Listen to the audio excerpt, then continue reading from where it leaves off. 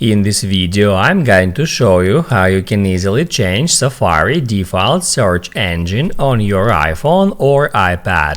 Be sure to watch the video to the very end so you don't make any mistakes, and of course do not forget to like this video and subscribe to my channel. So let's begin, and let's hop out Safari for now. And in order to change Safari default search engine, you should open up settings, then scroll down until you find Safari, and on that page you can easily find a search engine. By default it is set to Google, but you can switch it to any search engine from that list. Let it be DuckDuckGo.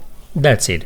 Now you can move on to the Safari web browser, and then if you search for something, it will use DuckDuckGo search engine as default.